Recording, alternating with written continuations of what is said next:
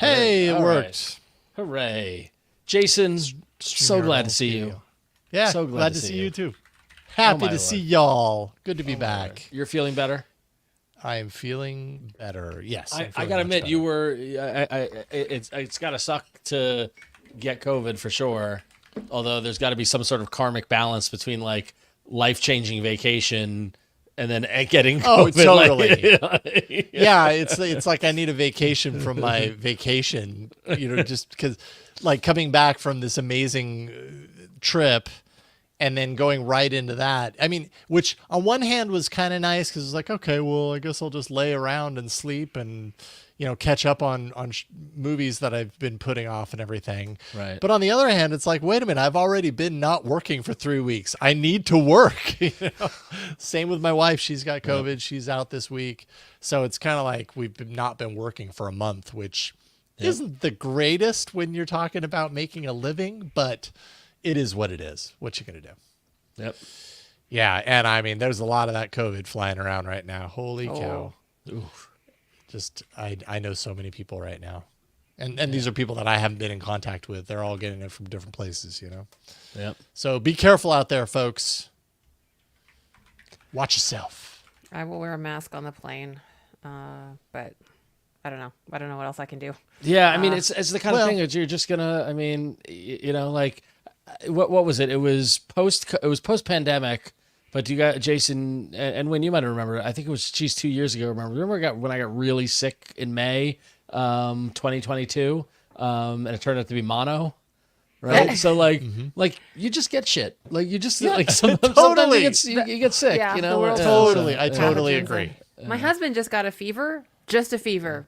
Kind of felt shitty, and now it's gone. I don't know. It's obviously something's wrong with his body. He's okay today. Yeah. And he tested for COVID. It's not COVID, but there's tons of other shit. And that's the thing is that, like, don't get me wrong, not to downplay the danger of COVID or anybody who's immunocompromised and like all the things, like all that is important, and that's why that's why we get the flu shot and you get the COVID shot and you do all the stuff you need to do for it. But like, it is now just like another thing in the list of things it could possibly be. Right? I totally agree. I totally agree. Yeah. So I don't get bent out of shape when it happens.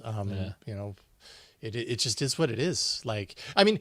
The good news is, the upside for me is when I'm not feeling sick, I do wear a mask. Like, that's a habit that has changed for me. If I'm like feeling pretty yucky and I'm going to be around people, I'm going to wear a mask just because then I'm not, then I feel like I'm doing at least a little bit of service to the people that I'm around, that I'm not, just mindlessly spreading it around. So at least there's that. It's not like habits haven't changed, but I don't look at, the COVID thing as some big, thing, but I'm also not immunocompromised, so maybe I would think of it differently if I was. Yeah. So, all right. Well, anyways, that's our COVID segment. Yes. I mean, I don't want to get into all the examples that I have that it doesn't exist and it's a scam and it's no, I'm joking. I'm totally kidding. Right. All right, so we're gonna share screen. I've got a chart here that I've prepared. Totally. Kidding. I'm kidding. I'm going to tell you who on the internet is in on the scam. Let's go. You won't believe who's in on this scam. But that's going to be the title of the video. Yeah. Oh, we're very excited. Good SEO. Good SEO. We are 2 days away from the 1 year anniversary of Android Faithful. July 11th was our day. We'll save it for the top of the show. But so all of you watching live, thank you for joining us for our 1 year birthday. So. Yes, indeed. In fact, I need to flip over to the comments tab that I can only sort of read because the screen's all the way over there. Hello, I know the benefit of you and the COVID thing is you're in your fancy studio spot. So well, yeah, because our bedroom is COVID layer. It's it's not going to work up there this week. I'll be back up there before you know it. Also, but I will say, though, another thing that I've noticed, and actually it doesn't really work with Android Faithful because it's prime like dinner making time usually, but I've realized over time that Huyen mics are really, really good. Yes. They keep out most noise that happens in this house. I do a lot of stuff down here now that I used to not do because I was afraid of like house making noise, and no one ever knows. No one ever knows. And I'm like, wow. These, the Huyen mics, like I always knew they were good, but I have a newfound appreciation for them. They keep out a lot of noise. The best in the business. Yeah, they're great. Right. They are indeed. Okay. Well, should we get on with it? We should do yeah, that. and I'll do the. And now that I said that, I'm gonna go take my bathroom break. Sorry. Oh, let's not get on with it then. Yeah, let's hold. Let's get off with it. All right. Get off of it. Yeah, so I'm doing the intros, right? Ooh, Yep. there you go. We don't want Mishaal to say I'm Mishaal Rahman because he's not on. Are you making that edit? It's probably a good time to remind everybody to watching live. You can help us pick a title by going to af.showbot.tv. We'll pick the show title at the end of the show. Most of you regulars know about all this, so just do it. Trying to get into the practice of reminding to do that at the top. So Be a part yeah. of the naming of this show. Please note, asterisk, we may choose the winning title. Yes. Sometimes Not we always. don't actually choose it. But it's highly likely that your title will be considered. Run through our algorithm to see if it fits community rules and stuff. I will also say, so in Italy, I took the Pebble Bee trackers. Oh yeah. So I had them going in all of our luggage, so that's nice. Cool. Were they accurate at all or no? Oh yeah, they were super accurate. I was super impressed. All these people are blasting them now for not being accurate. So I mean, at the same time, like it's the network my problem. luggage was always with me. So Yeah. you know what right. I mean? You didn't lose it, right? I didn't ask someone to like hide my luggage somewhere in Milan, and I would find it by tracking it through Android's tracker. That's really funny. So there's that. I also, my main driver was the OnePlus 12 that you had sent my way, Ron. So at some point I'm gonna. Great. Like I was super. Like I was a little hesitant when I was getting ready. The night before our early morning flight, and I'm like, do I do it? Do I move my SIM from my trusty Pixel 8 Pro into the OnePlus 12? And, like I'm going to this place where I'm going to be taking an insane amount of pictures that I care about. Like, am I cool with that? And yeah, I was really happy with it. But it wasn't the only phone I had. I also had the Hasselblad took care of you. Took care of me, yeah, for the most part. But I mean, it's not entirely true because I had the S24 Ultra with me. So it was like I was taking pictures with both of them, and the S24 I had for the Zoom. How did you do with the language? Did you use Google Translate Live to do anything, or did you, or were you able to navigate it? Or I mean, I thought that I was going to find myself in situations where it would be necessary, and it really wasn't. Everywhere that we went, everyone knows English, or I mean, don't get me wrong. I used Translate a lot for a lot of different things, but I didn't use it in the conversational like, where can I find the blah blah blah? It's over here. The best. I should have told you before we went to Italy. The best Italian phrase you could have is "come si dice," which is how do you say? Come si dice cell phone charger. Like, you're looking for so always prefacing anything with come si dice, you can like. Yeah, and they're like, oh, okay. Yeah, I mean, everywhere we went, people had enough English knowledge, and I mean, over time, like Italian's not that difficult of a language. And if you know Spanish, totally, exactly. And I know. Serviceable enough Spanish to make the transition between the two. Quando.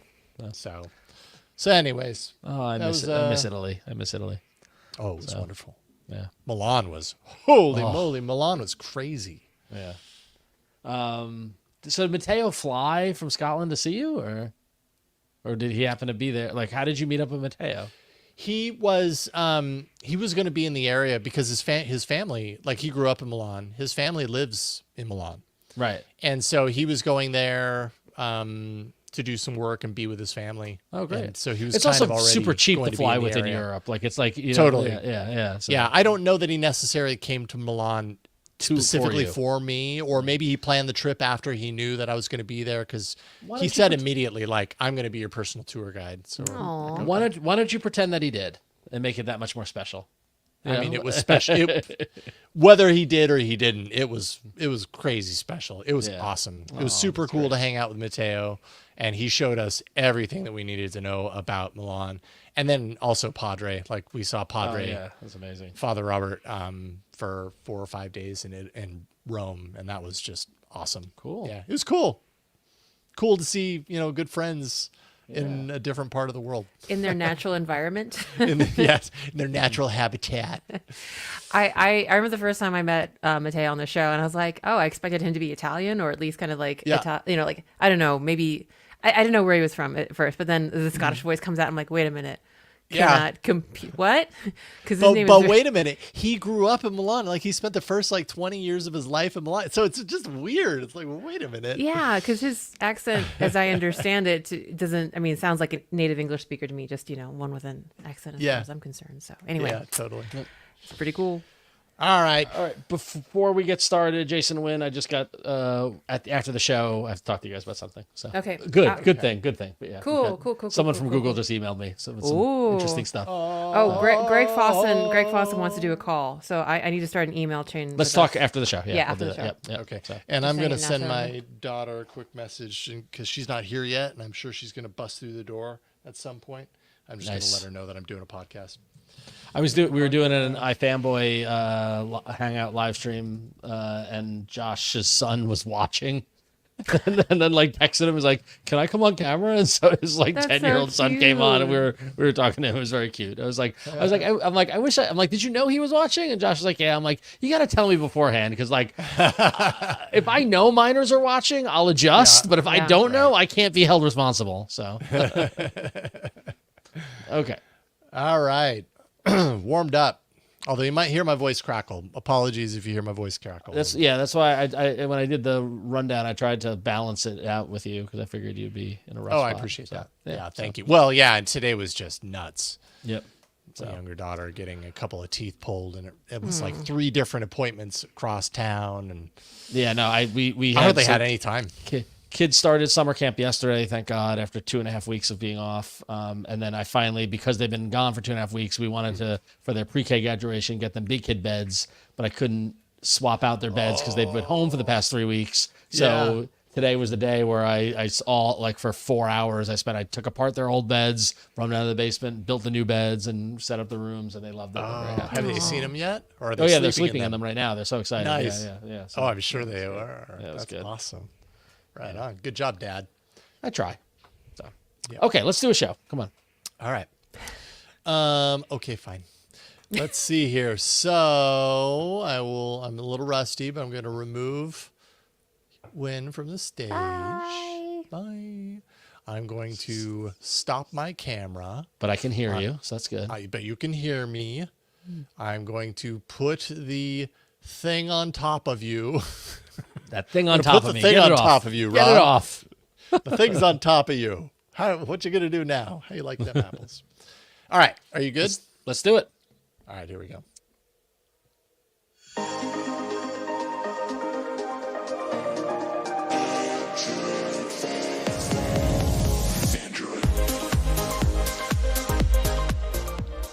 And welcome to Android Faithful, your weekly source for the latest news, hardware, and apps for the world of Android for the past year. This is our 52nd episode, 1 year of Android Faithful in the books. I'm so excited about it. My name is Ron Richards.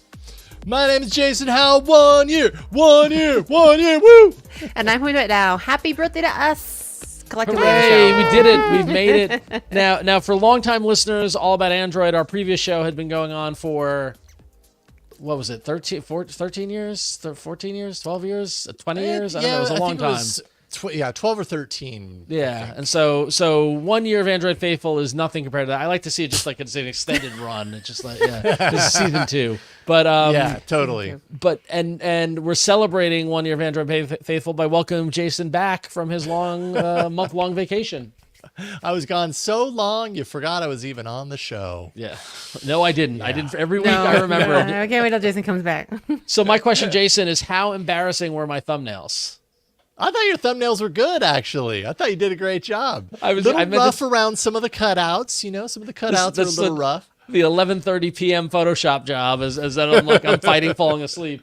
Totally. I was gonna say now that you're back, you can go back and update all those thumbnails if you want to. But no, that's okay. I like to move forward. I don't know if you saw last week's, but I put Pank in the I was very proud. I sent it to my sister because I was like, guess who came up with the title for the subtitle for last week? Me. I knew there was a story behind that. No, I will say, Ron, I like the thumbnails, and actually. This is so like inside baseball, but you're instead of like pulling out every single person on the show and just having a list of them, you pull out a couple, and then you pulled out a couple of like items from the show and sprinkled those in. And so I'm gonna play around with that tonight. So it's always evolving. And never put your own. I was going to say, as Mishaal noticed, he was the first one to notice, never put myself, just because I was TDing and I never made myself full screen. So, yeah, it's fine. But welcome back, Jason. Real quickly, Android in the wild in Italy. Did you see any out there? What was the most predominant manufacturer? I'm happy that you asked. I saw a lot less iPhone than Android. Saw a lot of Android. Saw a good amount of like Honor devices out there, actually, which I was surprised about. Actually saw a legitimate number of foldables. Sometimes it was hard to know like exactly what I was looking at. You know what I mean? Because you gotta look for the camera. You gotta look for the camera setup. That's the giveaway. Yeah, if you can see the back of it, but often they're like looking at it unfolded, and so I don't want to like get on the floor in front of them. Excuse me, can you move your hand? What's going on under here? That'd be a little weird. In the train depot. But anyways, a lot of Android. Definitely saw some Galaxy Folds and that sort of stuff. Cool. Yeah. All right. Well, we're glad to have you back. Thanks. And it's probably a good reminder. It's been a year, and we cannot thank everyone listening or watching more. We're here because of all of you, the audience, and we appreciate everybody enjoying the show so much and the growth of the show. It's just been unbelievable. So, like 1 year in, we have no plans to stop. Because you're all watching and listening, so thank you so much. And just a quick reminder, if you want to support the show, you can go to patreon.com/AndroidFaithful, or you can go to AndroidFaithful.com. Both places have spots where you can sign up to help support the show. We can't thank our supporters enough. Seriously, we love you. We're here for you. That's awesome. And if you don't feel like doing like the monthly Patreon or monthly subscription thing, you can go to AndroidFaithful.com/donate, and you can just send us $3, send us a coffee, or send us whatever you want. But we thank everybody for your support. This past year wasn't easy, but I think we got a nice little thing going on here. So it's a good start. It's a good start to the moon. Yeah, as they say. All right, so Jason Huyen, congratulations on a year. Mishaal is not here because he's actually going to be attending the Samsung satellite event here in New York, actually tomorrow. So he sends his regards. He'll be back next week. But yeah, great job, guys. Congratulations on 1 year. Congratulations. We did it. All right, so that said, should we get into the... before we get started, a little programming note. We're going to talk about the news because there's a bunch of news. We're going to talk about the hardware because there's a lot of hardware. And then at the end of the show, we're going to do something different. Now that we're a year into the show, we're going to look back on the past year and kind of talk about some topics that we think were talked about too much and maybe some topics that weren't talked about enough. So if you're watching, stay tuned to the end, skip the end. If you're listening, keep listening. But it's going to be a little different show this week, and I'm excited about it. So we'll get there in about 45 to 50 minutes. How you interpreted that underrated, overrated into talk too much, not enough. That's essentially. I might have changed my thing if it was talk too much, not enough. There's still time if you want to adjust it. You absolutely can. I'm sticking with underrated, overrated. That's my North Pole. So, all right, cool. Well, that said, let's get into the news. Yeah. Win. Yeah, well, first off, we've got some good security news. Not in the wild just yet, like the Android phones in Italy, but Android 15 beta is the first beta where we can see the E2EE, that is end-to-end encryption context key manager API that Android is introducing. So normally when you have a service with public key cryptography for end-to-end encryption, what happens is your device generates private key, which it keeps to itself, and then it registers a public key, key with whoever the service is, whether it's, Signal, WhatsApp, whoever it is, with end-to-end encryption. The service keeps a public, directory of these keys. So whenever you want to message someone, you basically get the public version of that key for the person you want to message. Your device will encrypt a message using that public key, send it off to that person. They can use their private key to decrypt it. So again, usually this happens like per service. So whether, whatever service you're using, they generally will implement their own kind of central directory that does the job of looking up and sending you that public key.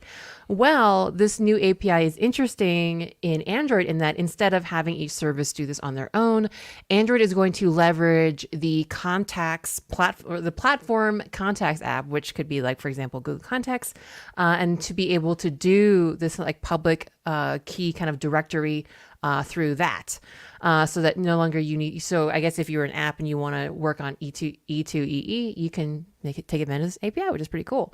So this is not out yet, but those intrepid people over at Android Authority who like to, dig into the APKs and take a look, found this in Google Play services. So this is one thing that is a big proviso on this, as with a lot of new APIs in Android, is that it's all kind of tied to Google Play services. So if you are on a phone that isn't using Google Play services, you will not be able to leverage this. And it does look like this is through the quote platform contacts app, which is what we'll be managing and probably accessing this, kind of end-to-end encryption thing, service through, API through.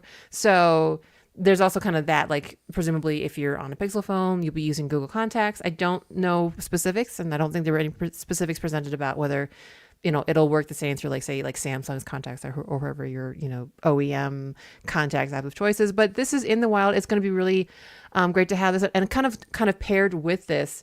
And what Android Authority also found is that kind of another, part of a lot of this end-to-end encryption that we have in messaging apps is the ability for two people to verify. So basically, or rather for a sender, like, for you to verify that your message got to the right place. So whenever you register a new device with with a service with end-to-end encryption, they have to generate a new, pair of keys for that new device. And so sometimes, for example, if you use Signal, you might see sometimes that, this person's magic number, or isn't magic number, I think it's like safety number, changes. So there's a part of it where, yes, maybe the message, the communication is end-to-end encrypted, but you want to make sure that the message is going to who you expect it to. So there's also some UI and flows that seem to be part of this API and that are kind of, exposed through Google Play services that allow you to kind of compare a similar kind of safety number, verification number. Apple does the same thing with a person, just to make sure that if something changes in terms of like the device registration, you can make sure that not only is your message encrypted, but it got to the person that you want it to. So that's it. Again, it's not quite out in the wild just yet, but us devs and hopefully the end users, like this dev and other folks out there, will get to take advantage of this E2EE in more places and for a little bit less lift. So there you go. Cool. Yep.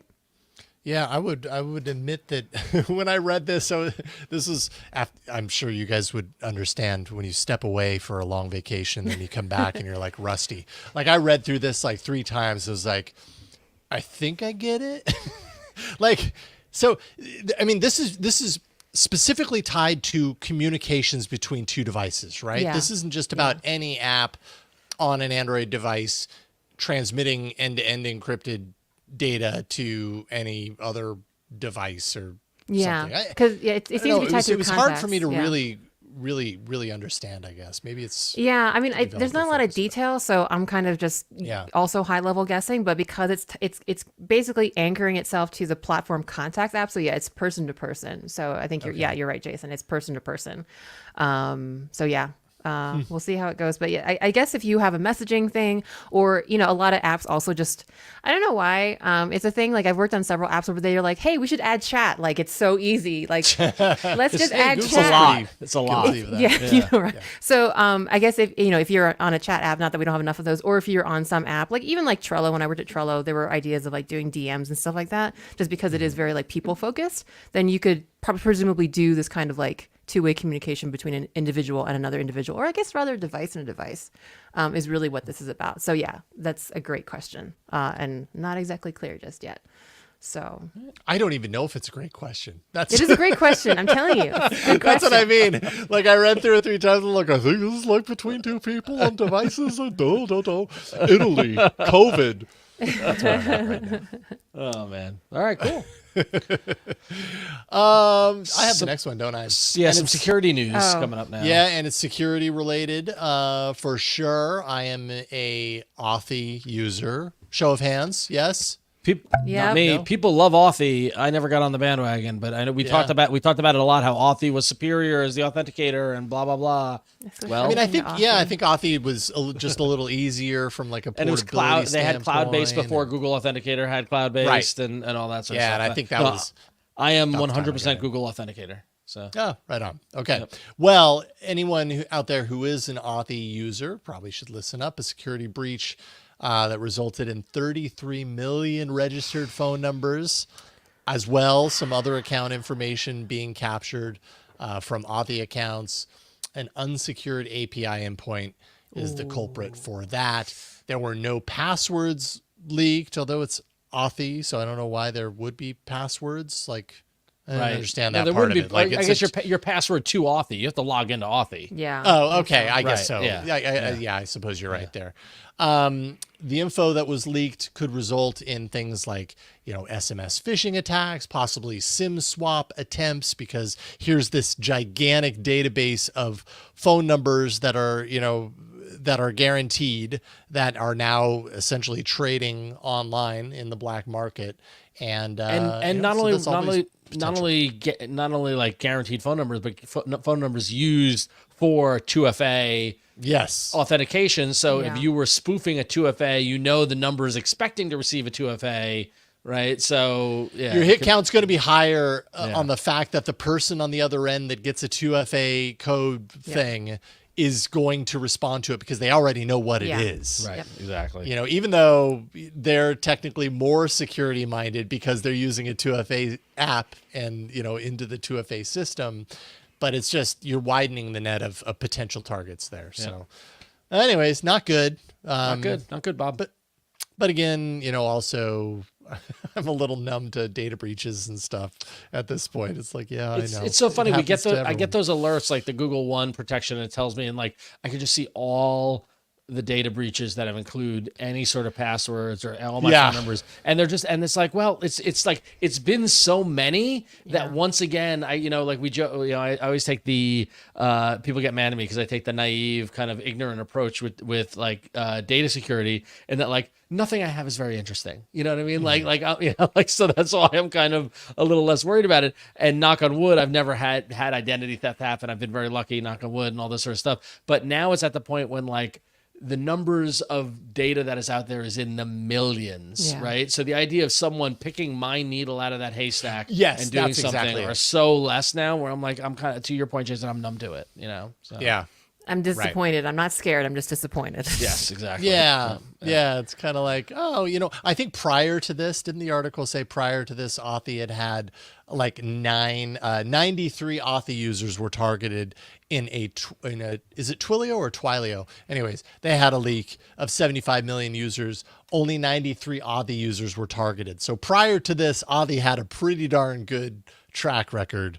But then there's this. So anyways. It's not LastPass, level to It's not that much motivate me to leave it. You know what I mean? It's Twilio. Twilio. Okay. Twilio. So okay. Sure I only know Twilio from seeing billboards in the Bay Area. So I think I know some people that worked at Twilio on the Android side, but I would look at the badges at conferences and like, well, I don't need to know how to say that. I can't even. I'm not talking to you. I can't even. No. Well, then I just had to figure out how to say their name, their first name, rather than their company name. So I'm glad we established this. Yeah. All right. Good. And then Jason, you got another one? Oh yeah. I guess that is for me too. Xiaomi testing.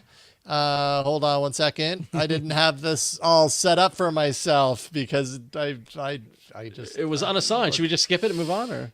No, Xiaomi testing a new feature for HyperOS. So actually, in this story, I didn't realize that MIUI had recently been renamed HyperOS. Yeah, so that's something. I remember that happened. Yeah. Or maybe I did, and I just completely forgot because Italy. But anyways, they have a new feature to potentially, anyways. I don't think it's like actually happened yet, but they're finding it in a few different places. Disabling system-wide ads via a single toggle button, which is actually kind of interesting because Xiaomi really, to a certain degree, they are able to lower the price. They're able to subsidize their phones because of things like these ads that appear on the device. So that's, a big part of the reason why Xiaomi, when we always talk about them, this high quality hardware, low price that we're always, amazed at. Part of that is because they subsidize through ads, right? But apparently they're working on a single toggle button to disable system-wide ads. You could actually disable system-wide ads prior to this, but it had to be done through like a myriad of different menus and settings throughout the device. So this would unify it. I'm just kind of curious, like outside of users, let's say, I'm sure users, would want Xiaomi to make this easy for them, but if this is part of its monetary kind of approach for these devices, why would they enable that? How are they going to offset the subsidies? Yeah, how do they offset that? I don't understand. And actually, the article on SmartPricks is like, yeah, they both win. I'm like, no, they don't. Xiaomi loses. How does Xiaomi win? Are they going to get the device to get more expensive? Are they going to increase apps, their ads? Oh, no, I don't know. We'll give you your button. Where'd the money go? Charge you $20 for that button. Follow the money, right? I don't know. Yeah. I don't know. So anyways, remove all the ads from your phone with a button. And someone gets it. So. All right. Well, moving on. There was a little bit of a crazy headline, clickbaity kind of stuff going on with this report. The fact that Microsoft has ordered their staff in China to use iPhones for work, and the Bloomberg headline is very I don't know, it's very clickbaity. It says Microsoft orders China staff to use iPhones for work and drop Android. Android. But if you so I saw this all over that Microsoft is telling people to not use Android, etc. If you dig into this, as I did, Microsoft announced late last year this thing called the Secure Future Initiative, right? Where Satya Nadella, the Microsoft CEO, and the rest of his team put in a lot of thought about how they adapt to cyber threats and cybersecurity, and they've met with customers and governments and partners and trying to figure out the future security. And they called this the Secure Future Initiative. As part of that, Microsoft employees are forced to use an authentication app, an authenticator, to log into any sort of things on their Windows PCs. And coming out of that in China, they have advised they've directed all their staff to no longer use Android for those authentication apps because of the cybersecurity concerns in China on Android-based phones, whether it's Xiaomi or Huawei or whatever it might be. So any Microsoft employee in China that has an iPhone just needs to continue using it for the authentication. If they don't have an iPhone, Microsoft is providing an iPhone to that employee so that they can authenticate with it. It doesn't mean they have to get rid of their Android phone or anything like that. It's just that Microsoft wants to keep whatever authentication tool and app that they're using in a secure environment that apparently iOS provides that added level of security that Android doesn't, once again, in China. So read into this how you will about the security of Android and that sort of thing. Microsoft hates Android. That's what I read into it. Right, exactly. Even worse, Microsoft is waging war against Android. Those are some good clickbait titles there. Right. It is kind of funny that Microsoft users in China, Microsoft employees in China, to log into their Windows PC need to go use an iPhone. That is kind of funny and kind of like a brain teaser. But I understand where they're coming. I mean, I get it. I mean, there's a lot more threats, I think, in China and ways to exploit stuff, and not necessarily, obviously, Android phones running Google Play services and all the security stuff that Google applies to it because it's not available in China. Why it's available on Apple, iOS, someone who knows more needs to be able to explain that. But it's a decision they're making for their employees, and it's up to them. It makes sense. Yeah. I think the story here is more the clickbait article by Bloomberg. I saw this. I woke up, I rolled over, and usually when I wake up, my first thing is check Discover and get ready to put stuff on our Trello board. And I saw that. I was like, Yeah. Bleep, bleep, saving my swears for later, and then put the phone down and got up and brushed my teeth. Got your attention. It did. So Clinton in the YouTube chat says it's because Apple bends the knee, which shows me that Clinton's been watching Game of Thrones or House of Dragon, whatever it is. So, which finally had some dragon on dragon action this week. Sorry, no spoilers, but I watched it. And I was like, yeah, this is what I thought the show would be about. So, okay, so Microsoft, there it is. There we go. Thank you, Microsoft, for lighting the world on fire with your hatred of Android. Anyways, we'll try and get over it and talk a little bit about patrons, who we love. In contrast, sharp contrast to Microsoft's hate of Android. Patrons, you are awesome. Thank you so much for supporting us. And one way that we give you an opportunity to get involved is to help us select a story that we talk about on the show. We give you 3 different options and you pick from them. We also give you the opportunity, and I think this goes for everyone, the opportunity to send in art to go along with it. And we do have this week's Bug Droid graphic from listener Josh Rose. And I love it. It's black and white this time. Right? Yeah, it's like a little early 1900s newspaper woodcut kind of editorial cartoon style of a little robot holding the news. It was very, very unique. I liked it a lot. This is a reminder that anybody in the listening or watching audience can submit a Bug Droid news graphic for us to use. Just email them to contact@androidfaithful.com, and I've run out of listener supplied ones. So those of you who are into doing this, make some more, send them my way. So. Look, at this point, we're begging you, please. No, not begging, because I'll happily make them. As we saw, Jason, while you're gone, I made a great Bug Droid on the beach. That was awesome. So, okay. Some Android shorts, board shorts. Very nice. Good job, Ron. Thanks. And good job, Josh. Thank you for sending it in. Also, big thank you to just call out a few patrons while we're at it. Dieter Bone. Oh, I recognize that name. Oh, we know Dieter. Thank you, Dieter. Yeah. Thank you, Dieter. CJ, Crystal, Bruce Carrick, Jeff Metzner. Dang, we're reading 5 at a time. We have a lot of patrons. That's awesome. Y'all are great. Thank you for your support.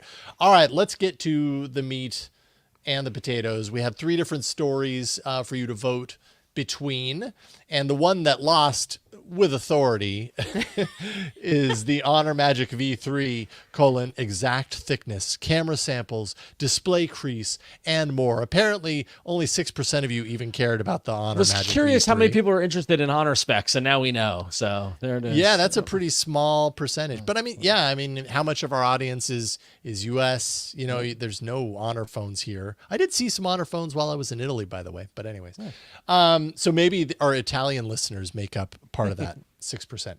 Second place, Google Messages might auto update your MMS chats to RCS. Auto update. Ooh. So, that's compelling, but we're not going to talk about it. What we are going to talk about is some guy named Mishaal wrote an article for Android Authority called "Google is bringing Fuschia OS to Android devices, but not in the way you'd think." That pulls you in right there. Mishaal writes about the Fuschia OS, which, you know, if you've been following long enough, you know that the fun game that we always play is, what is Fuschia for? That's the game. Yep. It's as old as the sands of time itself. And Fuschia has been tested in many ways at this point. Now there's a light version of the OS that runs on a virtual machine on Android devices that Mishaal writes about called, quote, MicroFuschia. It's a nice little name. Sounds like a country. It does. It really does. The island nation of Microfuschia. It sounds like a green that you would cook with. Sure. Oh, you need some more microfuchsia in there. Yeah. I'm going to need some more microfuchsia in this dish. Just as like a sprig on top, please. Garnish. Garnish. There we go. This though version of MicroFuschia would be designed to be bootable in virtualization solutions like, as Mishaal says, QEMU. Is that QEMU? I don't know. PKVM. There we go. And I'm realizing right now that I kind of wish Mishaal was here because then he could actually explain these things and sound smart. But Mishaal does wonder if this could possibly be used for tasks that require secure execution on device, something that a similar micro OS that already exists called MicroDroid, so you can see there's a theme here, does already. And so this might, who knows why the Fuschia version of this might replace the microdroid version. Is it faster? Is it more secure? It's almost like an OS inside the OS. Mm-hmm. Oh. Yeah. Right? Like you've got this micro Fuschia OS running inside Android to execute these potentially more secure or more targeted or more specific processes, and can do it more efficiently, it sounds like. Yeah, potentially. I mean, it's all guessing. Yeah. It's all, throughout Mishaal is Yeah. just trying to guess and see like what this could possibly be. But I feel like that's always the game with Fuschia. It's always like, well, what could it be used Right. for? Yeah, exactly. It's so this is to me, Fuschia and all this sort of stuff gets into like the theoretical physics world where it's just like where this is the stuff where we're at Google I/O and it comes up and I'm like, I'm out of my league. I'm out. So, yeah. I realize it exists. Right. It's important to somebody, but I still don't get it. I wonder what life is like for the Fuschia team over at Google. What is their life like? So misunderstood. Yeah. So misunderstood. Yeah. They're like, they don't appreciate us. We've been doing this for 6 years now. How long has Fuschia been around? And we're still like scratching our heads trying to figure out what is it good for.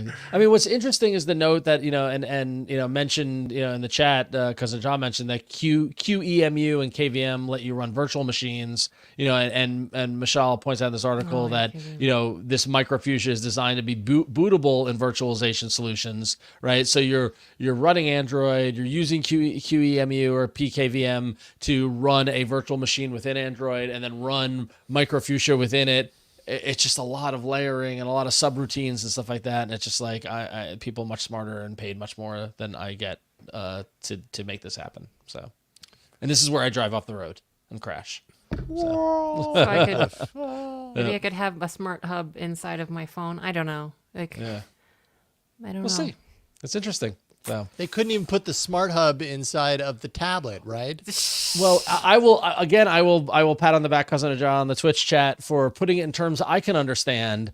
He says, imagine having a mini pinball game inside a bigger pinball game, which they actually do. They will put a mini pinball, like on the Family Guy pinball machine. There's a mini pinball machine in the game that you can play with a little, So like that has happened before, and now you say that, I totally understand what this all means. It's like having a mini game inside the larger game. So you could instead of like kind of like the widgets that we have now, you could just have your Nest Hub smart hub thing as a widget on your phone. I don't know. And running in a virtual. I don't know. Yeah. So, I don't know. We'll see. So. Well, time will tell. We'll keep an eye on microfuchsia. So. Thank you, patrons, for forcing us to talk about that story. Patreon.com/AndroidFaithful. We never say we'll do it well. We just say we'll talk about it. We don't guarantee quality in the discussion. Yeah, I think at this point they just kind of assume like they know what they're going to get. Yeah. So. It's been a year. They should know. Thank you. Yes. We love you. Apparently you love us still. Love you, patrons. All right. That's that. We've got hardware coming up. We've got a lot of hardware. There's a lot of leaky peaky hardware. If I'm going to take some phrase out of your book, When, I hope you don't mind. That's coming up here in a second.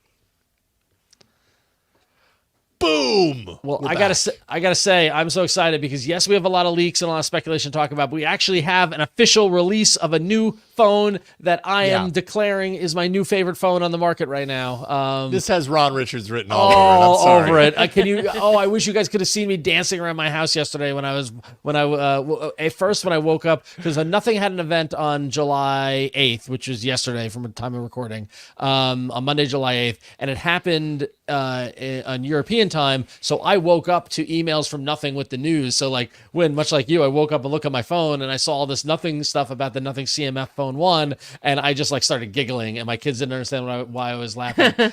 And I will give a hat tip to The Verge, who covered it with the headline. Now I'm just analyzing headlines, by the way, like boo Bloomberg, yay The Verge. But Bloomberg said, The Verge said, Nothing CMF Phone 1 is proof that gadgets can still be fun. Ooh. And they nailed it with that, because the Nothing CMF Phone 1 is, when I look at this phone, their tagline is wonderful by design, but when I look at this phone, I see pure joy. And when you dig into the specs and what it actually is, it's even more joyful. I do have one criticism of it, which I'll get to in a moment, but basically the CMF Phone 1 is a low-range, affordable Android phone. It sells for $199. Okay, can't make that up. And it features, from a spec standpoint, it's got a 50 megapixel Sony rear camera, a 16 megapixel front camera. It's running the MediaTek Dimensity 7300 5G processor inside. It's got 16 gig of RAM, 8 gigabytes plus an 8 gigabyte RAM booster. It's got a 6.67 inch Super AMOLED display with 120 hertz refresh rate, 2000 nits for peak brightness. It's got a 5,000 milliamp battery, which they say is up to 23 hours of video playback with an asterisk. For those of you longtime Android fans, it's got a 2 terabyte expandable storage micro SD card slot. Right? When was the last time, we know the micro SD card people love their micro SD card slots. For sure. And it's running Nothing OS version 2.6, which is powered by Android 14. It's Nothing's version of Android 14.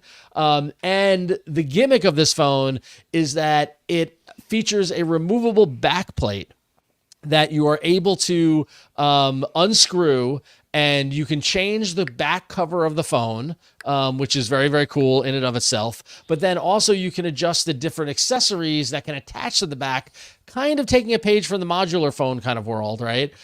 You can attach an expandable battery that goes on the back. You can attach a little kickstand. You can attach a lanyard, right? There are all these other little kind of things that kind of go on the back of it with these adaptable, they call it adaptable design, through these different cases and functional accessories. So it starts to make the phone that you want, right? Which I just love that modular aspect from it. The fact that this is, it's also got ChatGPT integrated. So there you go. There you go. AI. There you go. Boom, AI, check. done. Check. Done. I'm sold. But yeah, so I'm sorry, the it's not an expandable battery, by the way, it's a card case. That was my criticism. Okay. My two criticism was that I wanted the card case to be an expandable battery, but it's not. It's simply just a bulging back where you can put cards into, which a lot of people do on their iPhones and other cases and things like that. Yeah. In my head, I wanted it to be a battery, and maybe we'll get there someday. But anyway, yeah, I mean that makes sense. Is there wireless? No, there's probably not wireless. There's not. Yeah, but you could do pogo pins, but at $199 you can. But so my two complaints with this phone are, one, that it's not a battery, that it's a card case. And the second is that the bottom right corner of the phone, we talked about on the show, and we teased with it. They teased it in some of the images before the announcement came out. It's this red kind of circle that I was hoping was a functional dial similar to the Rabbit R1, like a functional scrolling wheel or something like that. Turns out it is just the access point for these accessories. So if you buy the kickstand, that's where the kickstand screws in and pops out of. If you use the lanyard, that's where the lanyard attaches to. So I'm just a tiny little bit disappointed that the big round thing is just a screw and not an actual functional dial. And I'm a little more disappointed that the card case isn't a battery. But aside from that, I'm blown away by the fact that they've got all these specs in a case for $199. And when it comes to suggesting a phone to somebody at a affordable price point, this is the new winner as far as I'm concerned. Right? I mean, like whether or not the MediaTek Dimensity is a powerful, it's not a Snapdragon, whether or not it's a more powerful enough processor for you or not, for the average user or most users, like, this phone packs a punch, and I think would be very, very usable. They also released and announced a bunch of additional accessories, including new earbuds and a new watch. So nothing just like dropped a whole bunch of stuff at once. I've been talking for too long. What do you guys think of the CMF Phone 1? I kind of love it. it. Also, 16 gigs of RAM in this phone. It's $199. It has 16 gigs of RAM. Like, how many flagship phones have we heard people complain about don't have enough RAM? That's really solid. I like the branding is really strong. And the accessories also, like the watch, the buds are also also come in like matching colors. So you can get bright orange phone, bright orange buds, and a bright orange watch. So I really like it. I think that there's this whole market of these like third party accessories, and whether that's like adding MagSafe, or my husband has like the quad lock thing that has like the magnetic card wallet on the back. Yep. I like that they're tapping into it, that they're not making the phone itself. Just the value is not coming necessarily from the internals of the phone, but also the whole like this little mini ecosystem and like system of accessories that it made for themselves. I think it's a great idea, and it's kind of sexy, which again is kind of like the nothing thing, like stylish, Super sexy. So it comes in affordable. It comes in 3 colorways. It comes in black, orange, which I guess 2024 is the year of orange, and light green. And it's also really super important to note that it will work on T-Mobile on their 5G. It will work on T-Mobile's 4G and 5G networks, but it only supports Verizon and AT&T's 4G networks. So if you are a Verizon or AT&T user, you might, depending on your needs, you might not want this because you can't get full 5G. If you're on T-Mobile like I am, there's no reason not to pick this up. And at $199, I am seriously tempted to grab it. But then I'm like, am I really going to use this as my daily driver or not? Just because it looks so different. But I'm kind of tempted. I don't know. Yeah, $200. $200, right? Like, why not? I think I'm. First of all, I think this is the year orange is the new black. As far as that's concerned. But I think what you said as far as the $200 price point and this being a real standout. Similar things were spoken about the Nothing Phone 2A and its very low price point, and it just being a phone that doesn't look like any other phones in that price category. I think what we're seeing right now is a really great thing. Is just because you don't have a lot of money to throw on a phone doesn't mean that your phone can't be unique, or doesn't mean that your phone can't have 16 gigs of memory. Doesn't, you know what I mean? It's that's always been the harbinger of, oh, well, that's a phone that I never want because it's horrible. The specs are horrible. It looks like a super generic, slab of glass and plastic. And now we're starting to see some differentiation even in that lower price point. And yeah, I think there's something to get excited about here. The kind of, I don't know, the design approach here is, again, coming from a company that has basically hinged around very different, interesting design approaches. Nothing does this with all their phones, but it's really unique and it stands out. And that's so. That's in good. terms of the cases, you can get a dark blue backing for the case, for the adaptable case. So if you don't like those 3 colors that it does come in, you can get the blue case that goes over it. I don't know. It comes with a little screwdriver to do the case. Like it reminds me of the Moto Mod, kind of approach to things. And a little bit of the phone that we never got, Jason, the one that was the bricks. What was that one? I forget. The Do you Google remember that one? Yeah. I do. And I'm suddenly forgetting the name of it. But I love the adaptability. I love the personality aspect of it. I love doing little touches like the card case or the lanyard or things like that really kind of apply to how people actually use their phones through third-party accessories. Yeah. I think that's a great kind of thing. And then, like I mentioned, they did roll out CMF Buds Pro 2, so new earbuds to kind of go with it, that also come in orange and blue and black and gray. And then they rolled out the CMF Watch Pro 2, which comes in a nice orange and blue and black versions and stuff like that. So you could be a complete CMF user. Yeah, you could be a complete CMF, kind of thing.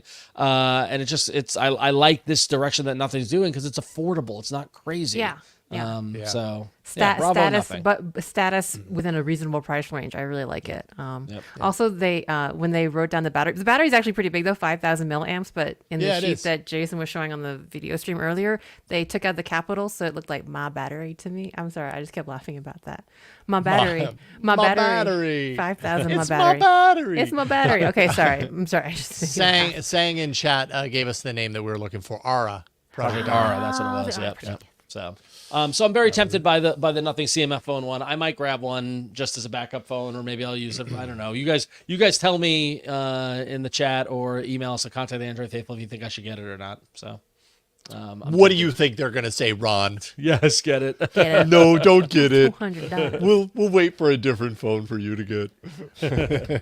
And there's a good question in the chat actually is what does CMF stand for from friend of the show Burke? It actually stands for color, material, and finish. So okay. So yeah, so that's the kind of approach to the phone. It's colorful, it's made of vegan plastic and all this sort of stuff, and then the finishing touches and things like that. So I was thinking it might stand for a bad string of words, but oh well, yeah. What's a vegan plastic? I mean, because is it? Okay. That's a good question. I saw plastic is made from no animals. Or vegan leather, or whatever it might be. Where did I see the vegan? I saw it somewhere. CMF phone one vegan. Where is that? It's in the case. The case itself is there are 2 vegan leather options. No plastic sheep were harmed. Wait. So apparently most plastics are not vegan because they contain animal fat in them. Sorry. So it is not a silly. I'm not saying silly. It's just more like that's why that's a thing. Yeah. Okay. Thank you, TIL. Obviously, no vegans on the panel, but yeah. But in this case, the case has 2 vegan leather options. Cool. So, yep. Cool. All right. Well, that's my new favorite phone. So yay! I just wish that was a battery. I just wish that was a battery, and I wish that dial did something. Those are my 2 complaints. So. Well, and you can remove the back, but that they even said like this does not give you access to the battery. The battery is not removable, and even if you remove the back, I think I read somewhere that it tells you specifically do not remove this battery. Yeah, because I'm sure someone's gonna open it up and be like, pogo well, just gonna pop pins, this sucker out. There's got to be some way wireless. There's got to be some way to do it. I don't know. So we'll see someday. Maybe on a future version. Yep. Yeah. All right, but it is Samsung Galaxy Unpacked Eve, right? Yeah. And so Evan Blass has now just given us the whole shebang. And if you want to know, if you just cannot wait, which you should though, because Jason's gonna cover Samsung Galaxy Unpacked tomorrow. Is that right, Jason? And I'll be on. Yeah, actually, me and Ron, both Ron and I are going to do live coverage of it. So Jason and I are going to live stream it, and then Win, you're going to be on DTNS later in the day, right? Yep, later in the day. So we're going to still be talking about Samsung tomorrow, but hey, we're going to talk about Samsung right now because Evan Blass has now revealed everything. He's got spec sheets. I think he totally what do you call it? Desensorized, not degaussed. Degaussed. Yeah. The images from earlier. And if you wanted to know, just like blow for blow, what you were getting with the Z Flip the Z Flip 6 and the Z Fold 6, you're getting slightly better phones. That's basically it.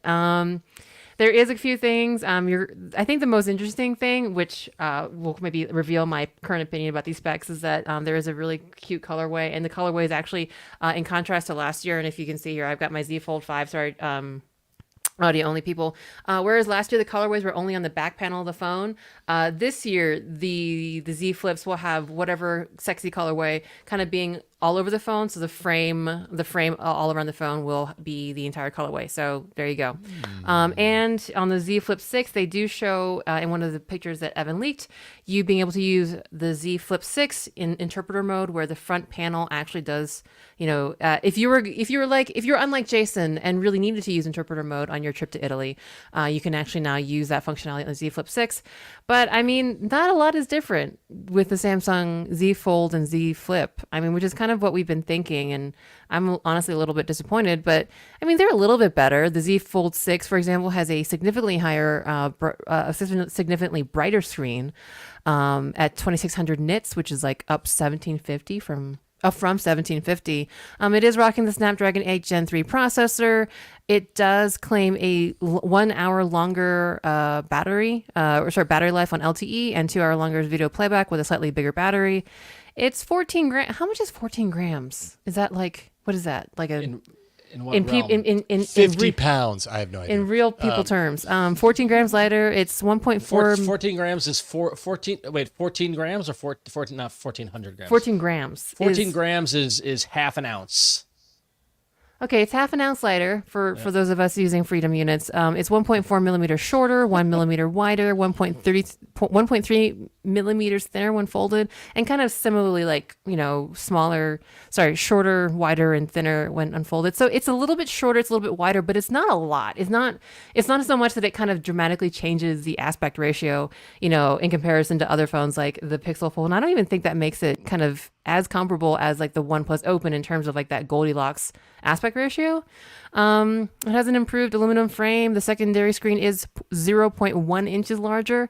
The aspect ratio is slightly different. No change in camera, and a slightly bigger battery capacity. Or actually, no change in camera or battery capacity or covered glass. So it's really a lot the same. So I'm sorry. We knew it. According to Evan, that's what's coming. Just slightly better, an iterative phone. The Z Flip 6 is kind of similarly, just a little bit better.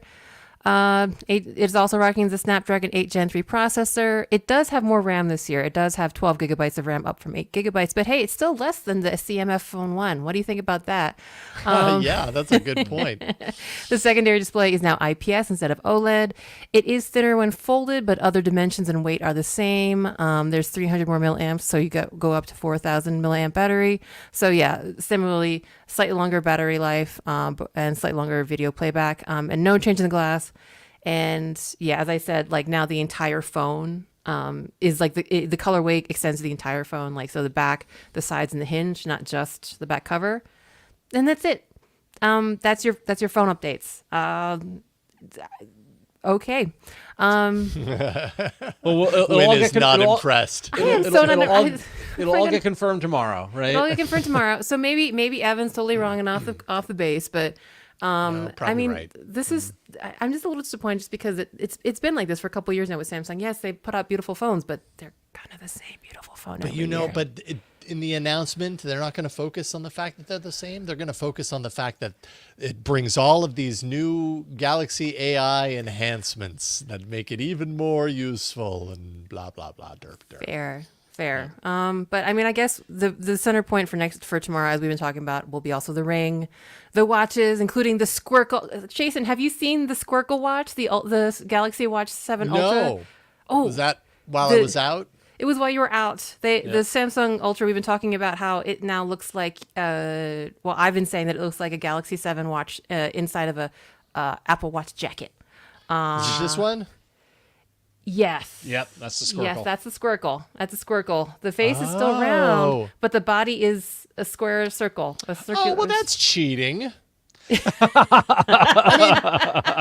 mean, if you're going to go Squircle, go Squircle. Like the screen as well. Yeah. Yeah, like that. Okay, that's cheating. Also, you're playing tricks, Samsung. They are. They're trying to put you in a reality distortion zone, because we did also look at the Buds as well, and the Buds look suspiciously like AirPods, where the case is now kind of more standing vertical. The Buds look a lot like AirPods, except the stems are triangular. So have an angular stem, triangular-ish stems rather than the rounded ones of the AirPods. But of course, like probably the most interesting thing will be the Ring, the Galaxy Ring, which we did talk about as well. So yeah, we'll just see how that all shakes out. Your flips, your folds, your rings, your everything, your everythings, your squircles. So I did put in for a pre-order. I'll probably get the fold, but because I want to try it. But so you're on like an every year update cycle right for now the Samsung. I actually don't want to give up my Pixel Fold. I'm really happy with my Pixel Fold. We talked about this a couple weeks ago. I'd be fine using it for longer, but I feel the need to try. I don't know. Well, here's the deal. You need to, like, when you jump, as we've learned, it comes out and you jump at the opportunity. Yeah. We know that the Made by Google event is coming in a month. Right, so you need to make an informed decision about your next phone. Right? Thank you. You don't need to jump for the Samsung thing. Yeah. You can wait until mid-August and see what Google has to offer, and then you can make an informed decision. Do you want to go OnePlus? Do you want to go Samsung? Do you want to stay with Pixel? That's true. Yeah. Okay, so. I did sign up, and you can still sign up to get was it $50 off your pre-order? So maybe I'm just, for some reason, just sending in my phone to get that $50 maybe invested. But you're right. I didn't actually pay $50. I'm just getting $50 for free if I pre-order. You're right. I should wait. Sorry, Samsung, not this year. You can afford $50. You don't need that pre-order. It could be.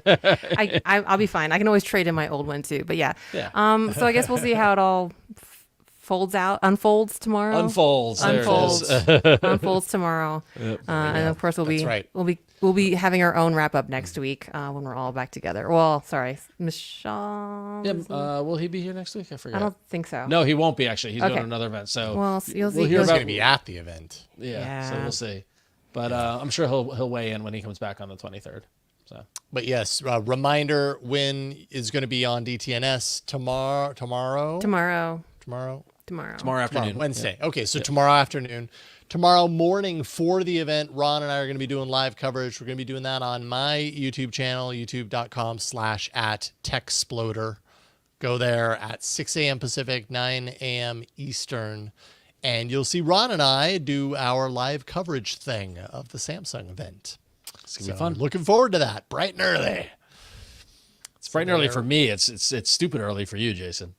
Yeah, I'll be up. It's fine. It's fine. I don't have COVID anymore. It's 9 a.m. Eastern, 6 a.m. Pacific, right? 9 a.m. Eastern, 6 a.m. Pacific. That's right. Cool. I will be there. Cool. Looking forward to it. Hope to see y'all there. As far as my story, also kind of a leaky story. Twofer, actually. It has to do with the Pixels. Number one, the Pixel 9 reportedly finally getting the ultrasonic fingerprint sensor. It's been optical all the way since they went in display with their fingerprint sensors. And I mean, I haven't really had any issues with the optical sensor, but no issues. Yeah, with it. People say that the ultrasonic sensors are faster, they're more reliable, they don't require a bright light. With the optical ones, it has to shine this bright light, and if you're in a dark room, that can be really bright sometimes. Less impacted when water hits the glass, things like that. So, they are definitely technically better, ultrasonic sensors are.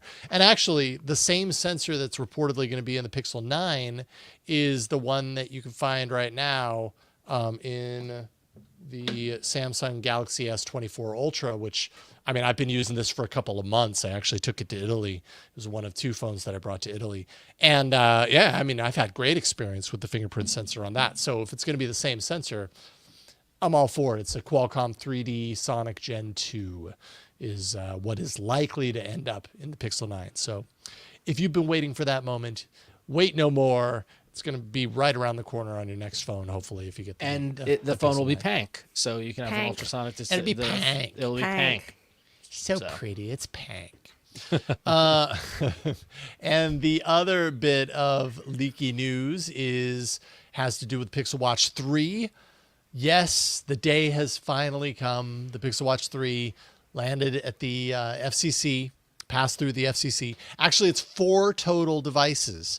And Droid Life broke it down to 2 LTE devices with at least Wi-Fi 6 in both of those, and then 2 Wi-Fi/Bluetooth devices. So no LTE, no mobile connectivity.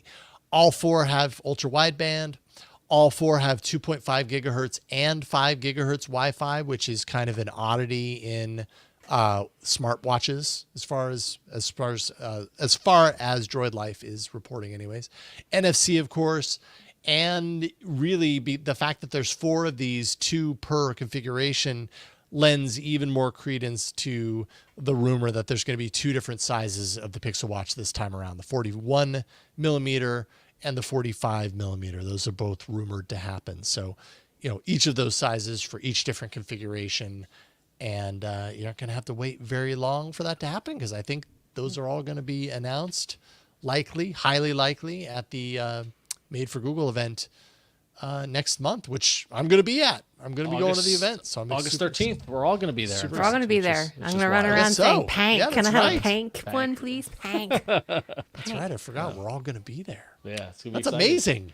2 times, like a couple of months apart. I know. We might even go for 3 before we're done. But we'll see. I know, totally. So yeah. So Cool. Well, Excellent. it is 'tis the season for events with Samsung Unpacked tomorrow and the Google event in August. But on July 16th in Milan, of all places, Jason, OnePlus will be taking the stage with their global release of a bunch of cool stuff. We talked about it a bit last week, but Android Headlines and OnLeaks had some leaked renders and confirming the lineup that will happen on July 16th from OnePlus. But we're going to be looking at the OnePlus Watch 2R, which was the watch that was released in China, the OnePlus Watch 2 that we talked about last week. Looks like it's going to be the 2R. The Nord Buds 3 Pro, the OnePlus Pad 2, and the OnePlus Nord 4. So a big old lineup of phones, watches, tablets, earbuds, OnePlus going with the whole ecosystem. OnePlus is having a great year so far, so I'm excited to see all of these things that were leaked get confirmed, and they look to be some pretty cool, interesting devices. So be on the lookout for that. That event happens a week from today, so we'll likely be talking about it on the show next week, and so you can hear all of our thoughts about it. So for sure, yeah. I do wonder if these are actually dummy nubs, the way the single nub is on the OnePlus Watch 2. It rotates. It's chamfered, or not chamfered, but it's got these little like notches in it that make it look like, and you can rotate it, but it does absolutely nothing in the UI. I wonder if these do on the new watch. We'll see. Yep, we'll see. I'm guessing probably not. But I'm excited. I would really love to get my hands on the watch just to check it out, because I haven't had a chance to check out the OnePlus Watch build as of yet. And really excited to check out that tablet, because I do love me a tablet. So we'll see. So OnePlus will be tuning in next week from Milan, Italy, to see what the deal is. We will not be there. No. I would have gone OnePlus. I would have gone. I was just there like a week ago. That would have been the irony. Why didn't you have the event then? I would totally gate crashed. Like, let me in. When I think this next phone is actually the foldable that you're going to get this year. So I do sound salty about Samsung because of their staticness, their stale designs. That sounds overly critical, but I wanted more S sounds. But yeah, no, especially after I saw this story that Android Headlines is reporting through a trusted source of theirs, Ice Universe on Twitter, or Twix, the social media network formerly known as Twitter, that Huawei will be the first to launch a foldable phone. So if you're on the video, version, you can see it. But if you're on the audio version, imagine kind of like a pamphlet, where in this case, the foldable has just a singular screen, really, but it folds kind of like in on itself like a pamphlet, so that a third of the inner screen becomes the outer screen when folded. At least that's what we're seeing. You know what it actually looks like? If you've ever been to a fancy schmancy restaurant and you order a flight of tacos, sometimes you get this like zigzag tray that they come out where the tacos are. It's basically, imagine like it's like an upright V and an upside down V and an upright V and an upside down V, and they put the taco in the normal spot of the V. That's what this trifold looks like.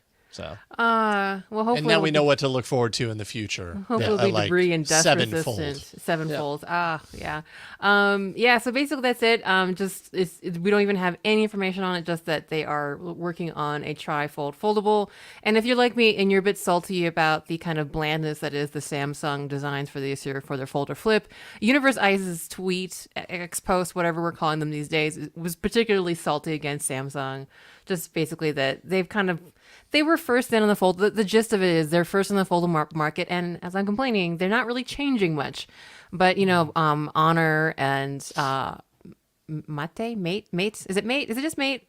Like other foldable manufacturers are kind of like eating their lunch in terms of like thinner phones, more better like form factors, like actually kind of pushing the market a little bit. Whereas Samsung's just happy to kind of just make things a little bit better every year. So yeah, they keep iterating. I mean, you got to give Samsung credit for bringing the foldable market to a maturation. I don't know where to put the emphasis there. Point where it's at right now, because in the beginning they were creating foldables and not having great results, because no one was, because it was a category that had yet to be defined and matured and iterated. And Samsung has chosen the road of not changing the recipe entirely, but just refining it every single year, kind of distilling it down to what makes that particular approach effective. And I think they're doing a great job of that.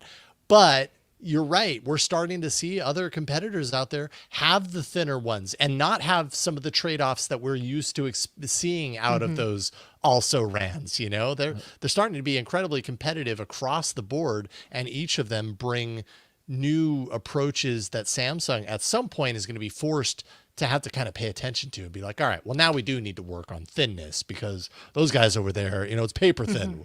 Get on it.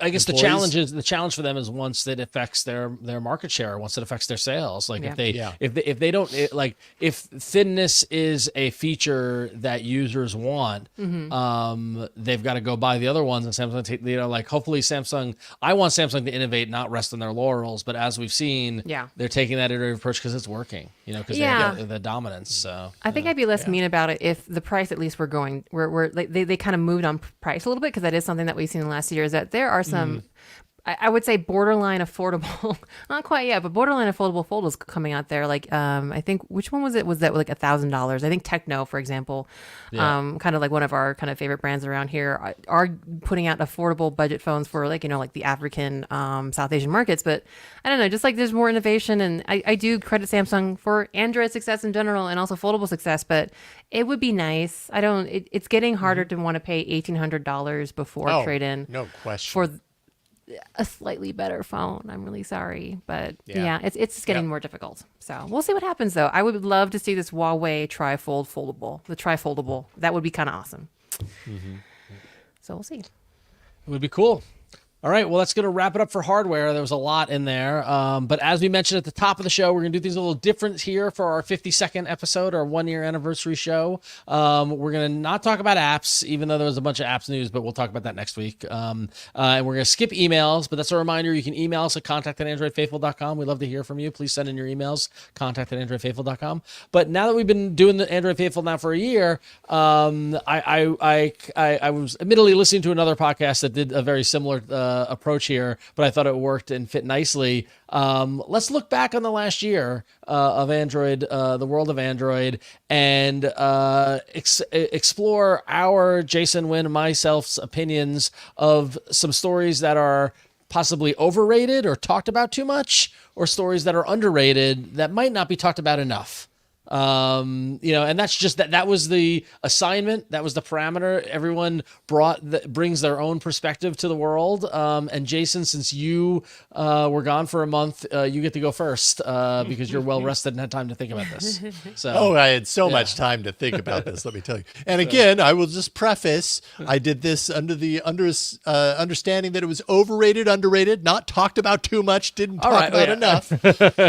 So because I don't know, well, maybe this would fall into the category. What is my overrated pick? My overrated pick is Passkeys for Android. Interesting. Which does not mean that I don't like passkeys. And it does not mean that I love passwords, because I hate passwords. Passwords are a pain in the butt. But they're a pain in the butt that I'm very, very used to, because we've literally been doing it since the beginning of time as far as the internet is concerned. I would love for something to be so advanced that I no longer have to use passwords. And passkeys might in fact be it. It certainly seems like the solution that everybody is picking and kind of going with. The problem is that for all it's touted to be, it's really kind of confusing in practice. Yeah. I'm sure that, I'm putting my faith into the fact that it's actually serving its purpose and everything, but I feel like there are times where I put in a passkey and I still have to put in a password. Like, essentially, I think it's so confusing. Like, I logged into a hotel website today and it's like, want to use a passkey? And my first response is no. I was like, no, I don't, because I don't know how that works. So exactly. And I know, and if you and if we are having that kind of conversation with ourselves when presented with those things, because I do the same thing. Like, sometimes I say yes, and then I'm like, well, wait a minute, now I'm creating a passkey on this device, and then I go on a different. What's going to happen when I'm on that device? Like, do I have to create a new? I have to create a new passkey on that device. But then what if I switch? I can tell you, I know for a fact I've said yes, because I'm like, I'm forward thinking, I'm innovative. I will set up a passkey, and I can't tell you what site it was, what service it was. I don't know when I used it. I don't know if I'm still using it or not. I have no idea. So yeah, totally. 100%. So So my choosing Passkeys for Android wasn't necessarily because I feel like we've been talking about it a lot and we shouldn't, and it shouldn't get as much talking time. I think that the level of discourse on Passkeys has come down a little bit. I just think in the last year, Passkeys has been touted as this, like, finally it's on Android and it's going to start making things easier. And I feel like that's an overrated take. Like, it may well do that eventually, but it is so not there yet. And I realize, like, that's just kind of part of the territory. Undoing an old legacy to go to a new one is going to take time. And I don't ding it for that. That's just the reality. But I do think it's a little overrated to look at it and call it the saving grace at this stage. All right. Fair. I think that's a good one. That's a good one. All right. So, Huyen, you're up. What topic do you think is overrated or talked about too much in the world of Android? I want to say, like, I really wanted just to pick LLMs in general and AI in general, but I didn't do that. But I did kind of pick a Jason topic, which is kind of, this might be a hot take, but Magic X camera video features in general, just like all the kind of, and I hate saying this because, again, I think they're great features and in themselves. I think most of them work really well. I just feel like they keep being like the parlor trick that that is used to sell us phones. And a lot of times either they take a while to come out. Like, did Zoom and Enhance come out already? The one that Rick was talking about last, I don't know, but that's a good question. Did it ever Zoom come and out? Enhance? I don't know. Is that one of those things that they announced and then, we waited and then forgot and seen? So like things like that. Like I think that it is really amazing technology. Don't get me wrong. I think as a technologist, I love the fact that we can do these things. And I know, Ron, you gave some really good examples of, like, for your kids with, like, Best Take and even, like, showing how brilliant they are with, like, the video one where it recreated half of your daughter in the video. Yep. Oh yeah. Is it here? This is as of May 28th. Android Authority, Hadley Simmons writes, 8 months later, where is the Pixel 8 Pro's promised Zoom Enhance feature? Okay, good. Then it's not just me. I was worried I hadn't, like, thought about that. So I do love the idea of these features. I do think computational photography is amazing. I just don't personally use it much at all. And I think that for creators, things like, and given the fact that smartphones are increasingly, valid way of doing, like, real filmmaking, I think all these things are really great features and part of that whole space. I barely use them as, like, an everyday person. I don't think a lot of my family do. And so I think that, not that they're bad features. I'm getting a little tired of, like, the magic trick that they use to sell phones, and then some of them pan out, but, like, Zoom and Enhance, where is it? It just feels like a little bit of a magic trick, and I kind of would rather just get back to, I don't know, something else. That, and, like, every other manufacturer now is adding their own version of, like, computational photography and magic eraser and stuff like that. I guess it's table stakes. Table stakes now. So we got it. It is. I do agree with you. It is the kind of thing where, especially, and I know you didn't talk about AI specifically, but that's where AI has been leveraged, I think, the most in the world of Android. Is like, we used AI to do this, and Google really led the way with photos. In the AI revolution that we've had in the past year, Google Photos was doing AI machine learning based stuff years ago, right? And we just didn't worry about what was under the hood.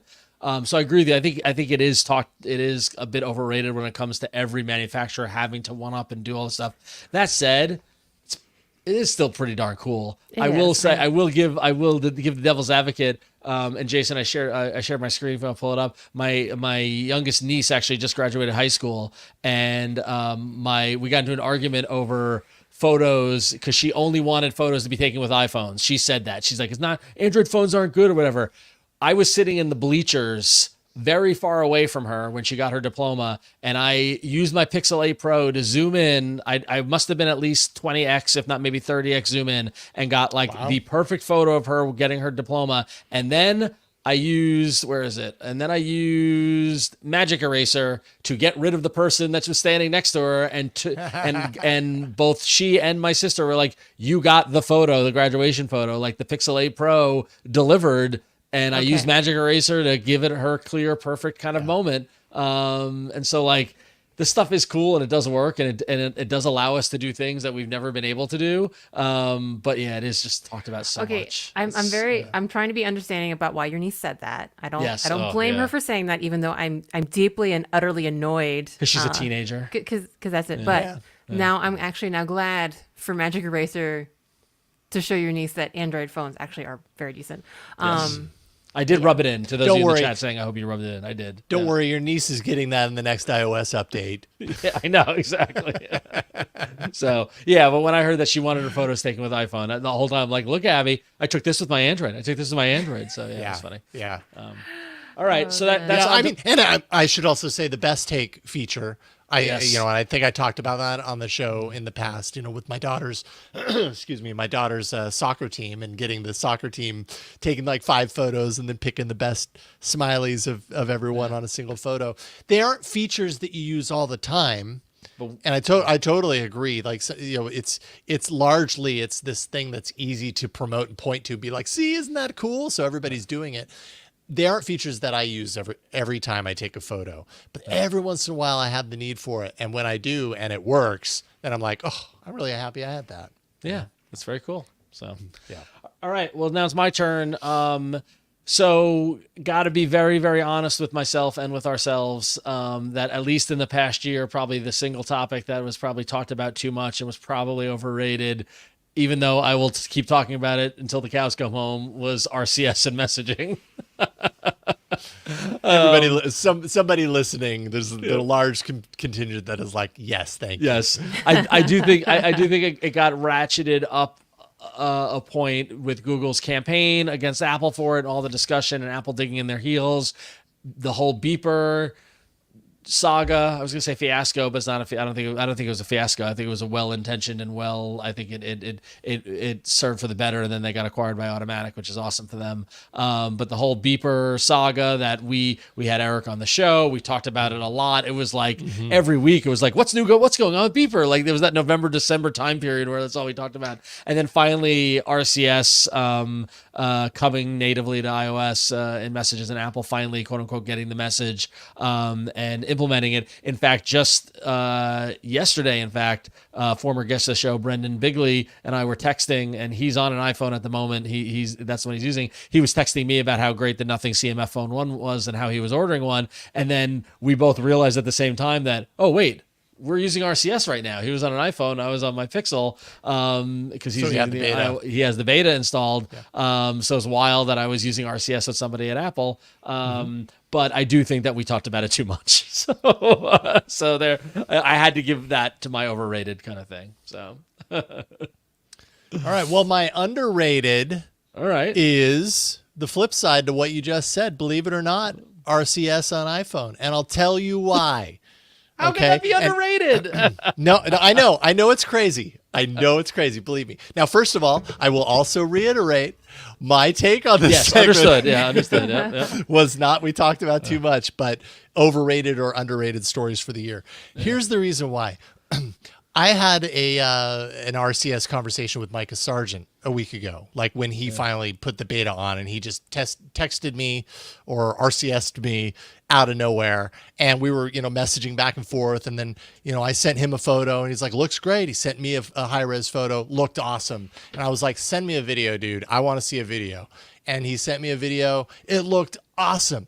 Here's why I think it's underrated, is because yes, it's overrated from the perspective of only people in tech care about RCS, and I'm putting RCS in air quotes. Only people in tech and press want to talk about this story and keep it lit, and all the regular people don't even know what RCS is, don't even care, whatever. The technology doesn't matter. What matters about that story is the experience, and I guarantee you there's going to be a large amount of people that couldn't care less about RCS as a technology and that part of the story. But I guarantee you they're going to end up in a conversation when this rolls out to everyone. They're going to, at some point, end up in a conversation with an Android person, and they're going to do what normally wouldn't work, and then it's going to work. And they're going to, and either they're not going to notice, because when things work, you don't notice. It's only you notice when things don't work. Or they're going to go, oh, whoa, we can do that now. That's awesome. Suddenly this barrier between us doesn't exist. Are they still green bubbles? Absolutely. Personally, I don't really care about that. Yeah. I just want the conversation to be fluid and normal and not broken. My experience with Mica is that it's not broken when both are on RCS. To get the quality video, my daughter was running and jumping in the pool, and her great aunt was watching her and sent a video of her jumping in the pool to me and my wife, and it was pixelated as hell because she's running old iOS, and so yeah, you're right. Like if all we ever wanted from that was parity, and if we get parity and no degradation and all that sort of stuff, then it's a win. So that's all I care about. My physical therapist just sent me, because she showed me a new exercise last week, and she's like, I'll video it for you and I'll send it to you. And I kind of forgot that she was on iPhone until I opened up the video, and it was super tiny and the audio was just distractingly like distorted. I was like, because like when someone's little kid was running on in the background, and it was like, oh yeah, this is a thing still. Yep. So, and she's on an old iPhone too. But yeah, we don't care. I just need to see the video that my therapist sent me. That's all I need. I just need the video. I don't care. Totally. A friend of mine on iPhone just the other day sent me an audio recording through, from his iPhone to my Android phone, and he's not on the beta, and so it sent normal.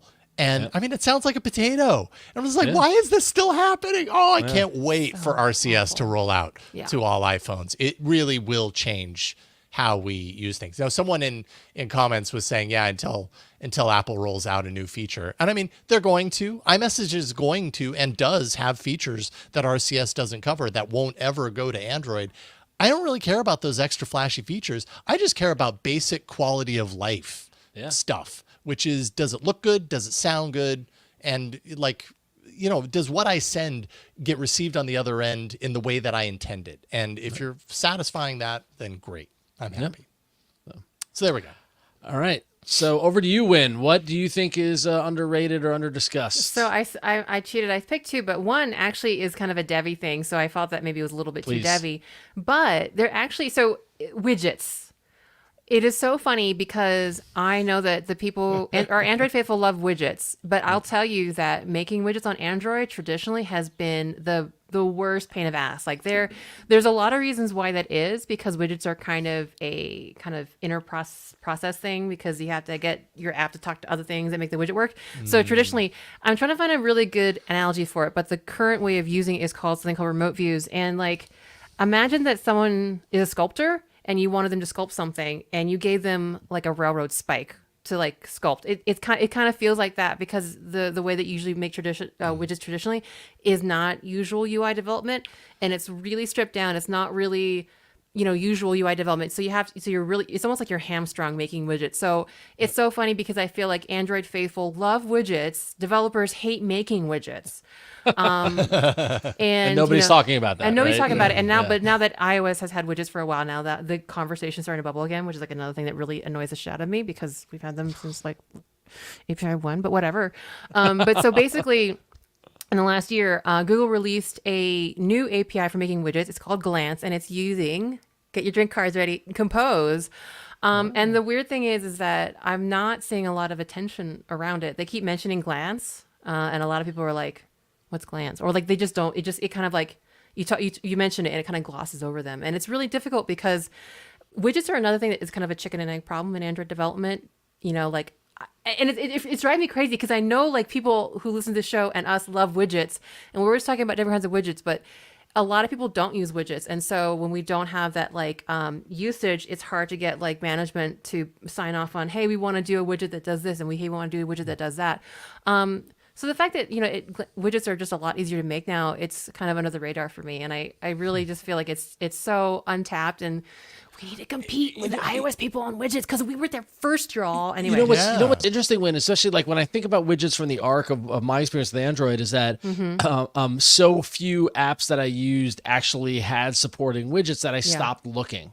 Yeah. Right. Yeah, and so I have my, I have the Pocket Casts player controls widget that I've had since forever. And I have the MLB app, give me the Met score widget. And like, those are the ones I always, when I set up a new phone, I always set up those widgets, and I don't look for others anymore. Yeah. Right. Yeah. But, so like maybe we should start spotlighting good widgets. That's a great idea. That's a good idea. Maybe we should do that moving forward. Widget of the week or something like that. Yeah, no, I love that. And reward people that actually actually are, because it is really hard. It's still not like it's not as fully featured as a in-app experience would be, but I'm just so impressed. Plus it's composed and it actually is delightful to use. So anyway, that's underrated for devs. Yes. Sorry. Widget Arena. I think Cousin of John. We don't want to make an arena, but I think that'd be really Widget Arena. Widget Arena. No, we'll just do Widget of the Week maybe. Widget we'll of the Week. Okay. Yeah, we'll figure it out. It's the Widget Arena. So just really quickly for the non-dev stuff, I do think the Epic v Google aftermath hasn't got as much attention. So Epic Games Google, versus Google, where Google was found to have a monopoly, and it's just so weird because I think we're in a position where we all recognize that Apple and Google have had these monopolies for years, and about all the and kind of like consumer unfriendly practices that have resulted from that. And then of course they did win this big case, but it's not sexy news. It's not as interesting as new hardware, and it's still kind of murky because of course now we're in a realm of like, well, Google's sort of trying to like follow like the ruling by the letter of the law, but Epic isn't happy. But I do think that things like this do have a lot of impact on consumers eventually. I mean, think of how many times maybe if you have a Kindle and you're annoyed that you can't buy freaking books on your phone for reasons like, I don't know. I just feel like it's so weird because there's so many inconveniences in our mobile consumer life that are kind of like stemming from, the before state of this ruling. And I don't know. It's not an easy thing to follow, but I kind of want to I wish we were keeping better tabs on what Google was doing so that, we can continue to put pressure on Apple and Google for as easy as they could be. So anyway, that was like my non-heavy pick. Yeah, no, it's funny because we were all over it when the case happened and we had the reports from the courtroom, and then now it's done and it's like, all right, now what? Yeah. So. Yeah, like now what? Yep, that's a good one. All right, well, to wrap us up, my topic that I believe is underrated / not talked about enough is Android on televisions, Android TV. One stat that jumped out to me coming out of Google I/O that really never got discussed or any kind of got glossed over. Google shared that over the past year, the Android TV operating system now reaches 220 million monthly active users, and monthly active devices. And that's representing a 47% year-over-year increase. Wow. Right. So they grew Android TV nearly 50% in a year, right? 220 million devices are out there using Android TV. That's a lot of people interacting with Android every day. And we are a TV loving society, at least here in the United States. And the fact that the TV experience is migrating into an Android experience, I think is an immense opportunity. And I've had the benefit of being able to talk with people at YouTube and directly and see how much focus they're putting on what they call, the lean back experience for YouTube and the watching YouTube on a TV. And, we all hear about the streaming wars and whether it's HBO Max or whatever, or Paramount Plus and Disney Plus and all these sort of things. It's all happening basically on Android devices, and we never talk about it. Right. And every now and then we talk about, there's a new thing coming to Google TV, or will there be a Chromecast? And by the way, I really need a new Chromecast in this Made by Google event in August. So Google, if you're listening, because I have long story. I have another TV that I want to set up with Chromecast, but I don't want to buy a new one, even though they're so cheap unless I know because I could take the one from the living room, put that on the other TV, put the new one on. Anyway. So, but that said, for app developers and just terms of opportunity, 220 million devices. Like, that is a lot of people with TVs. I keep going back to that number, and I just think it's an area that is under discussed in the Android world. So, so do you think my husband couldn't wait for Made by Google, so he got a Shield for up here, and he actually put on a third-party launcher, which is really interesting. Yeah, really? Yeah. I don't know what launcher it is, but he just did not like the all the ads and stuff. So we put a third-party launcher on it. It actually changes the remote a bit. And then, my current client actually is the one company I know of that has a very specific team for Android TV, and it's so refreshing. I don't know much about them because I don't work with them, but yeah, it's really cool to see like some companies leverage that power of the Android TV. Yeah. So, I mean, I think it's great. I love it. I love having Android on my TV. I've been a cord cutter since 2007. So, and like to see how it evolved. Jason, we've had every Chromecast since they started.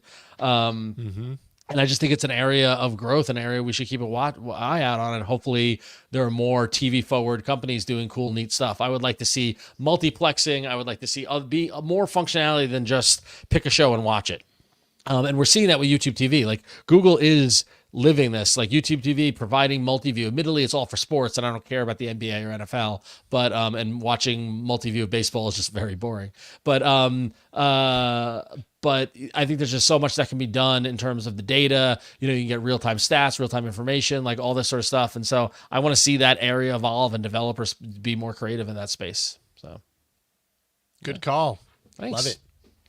All right. Well, we hope you enjoyed this little look back. It's been a good year. It's been a great year. Yeah. Well, half year for me, full year for you. Yes. Yeah. Maybe we'll do this every year and on the first show of July. I like it. I like it better than like what's the best story of the year, what's the worst story of the year. Like it's a good kind of different angle to look at it through. There's nuance in overrated and over discussed versus just best or worst. Like, for sure. Yeah. So like it. Cool. Good stuff, sir. Excellent. Well, that's going to wrap us up. Like I mentioned, if you want to email us at contact@androidfaithful.com. We'd love to hear from you. We'll get back to your emails next week. And also, please send in those bug droid graphics, everybody. Contact@androidfaithful.com. In the meantime, Jason, you are back from vacation. Baby. So what does that mean for your world? What content you got coming? Oh, well, it just means I'm very busy. But as I mentioned earlier during the Samsung segment, youtube.com/@techsploder. See, I'll scroll down here a little bit. I need to change this so it has both of our heads because That's initially okay. You don't need to. It's fine. Nobody's coming for me. Are you sure? I could put your face on here. I know how you like having your face in thumbnails. It's okay. It's fine. It's fine. We're good.